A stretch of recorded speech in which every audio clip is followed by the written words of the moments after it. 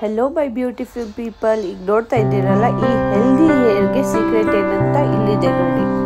ಈ oil prepare ಮಾಡಬೇಕಾದ್ರೆ ಕರಿಬೇವು, ಅದಾದಮೇಲೆ ಸ್ವಲ್ಪ ಹಾಕೊಳ್ಳಿ, ತುಳಸಿ ಎಲೆನ, ಆಮೇಲೆ ನೀಮ್ ಲೀವ್ಸ್ನ ಹಾಕೋಬೇಕು.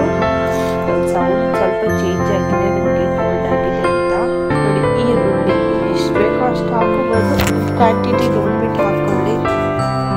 ಇದು ಬೆಟ್ಟದ ನೆಲ್ಲಿಕಾಯಿ, ಆಮ್ಲ ಅಂತೀವಲ್ಲ ಅದು ಹಾಕೋಬೇಕು.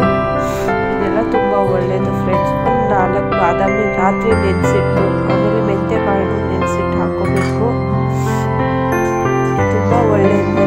ನನ್ನ ಹೇರ್ ಹಿಂಗಾಗೋ ಕಾರಣನೇ ಈ ಆಯಿಲು.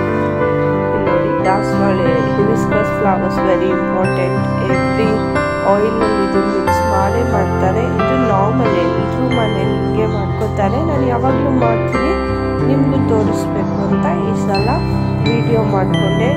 ನಾನೀಗ ಯೂಟ್ಯೂಬಲ್ಲಿ ಕನೆಕ್ಟ್ ಅಂತ ಇದು ದಾಸವಾಳ ಎಲೆನೂ ಹಾಕೋಬೇಕು, ಅದು ತುಂಬ ಒಳ್ಳೆಯದು. ದಾಸವಾಳ ಹಾಕೊಳ್ಳೋವಾಗ ಒಂದು ಮಾತ್ರ ನೆನ್ಪಿಟ್ಕೊಳ್ಳಿ, ಅದರ ಫ್ಲವರ್ನ ಹಾಕಬೇಡಿ. ಇದು ಕಾಳುಂಜಿ ಸೀಡ್ಸ್, ಇದನ್ನು ಹಾಕೋಬೇಕು. ಇದನ್ನು ರಾತ್ರಿ ನೆನೆಯಿಟ್ಟು ಹಾಕೊಂಡಿದ್ದೀನಿ. ಒಂದು ಲವಂಗ ಹಾಕ್ಬಿಟ್ಟು ಸಣ್ಣಗೆ ರುಬ್ಬಿ, ತರಿಯಾಗಿ ರುಬ್ಬಿ, ಅಷ್ಟು ಫುಲ್ ಪೇಸ್ಟ್ ಮಾಡ್ಕೋಬೇಡಿ. ಅದನ್ನು ಕೊಕೊನಟ್ ಆಯಿಲಲ್ಲಿ ಮಿಕ್ಸ್ ಮಾಡ್ಕೊಳ್ಳಿ. ಅದು ಕ್ವಾಂಟಿಟಿ ನಿಮಗೆ ಗೊತ್ತಾಗುತ್ತೆ, ಇಷ್ಟು ಕ್ವಾಂಟಿಟಿಗೆ ಇದನ್ನು ಹಾಕ್ಕೋಬೇಕು ಅಂತ ಹಾಕೊಂಡ್ಬಿಟ್ಟು ನಾನು ಇದನ್ನು ಕುದಿಯೋಕೆ ಇಟ್ಟಿದ್ದೀನಿ. ಏನಿಲ್ಲ ಅಂದರೆ 20 ನಿಮಿಷ ಕುದಿಸಾದ್ಮೇಲೆ ಈ ರೀತಿ ಕಲರ್ ಆಗುತ್ತೆ ನೋಡಿ. ಅದನ್ನು ಎಲ್ಲ ಒಂದು ತೆಳು ಬಟ್ಟೆಯಿಂದ ಡ್ರೈನ್ ಮಾಡ್ಕೋಬೇಕು, ಸೋಸ್ಕೋಬೇಕು. ಎಲ್ಲ ಹಿಂಡಿ ತೆಗಿಬೇಕು, ಅದ್ರೊಳಗಿನ ಆಯಿಲೆಲ್ಲ ಈ ಥರ ನೋಡಿ.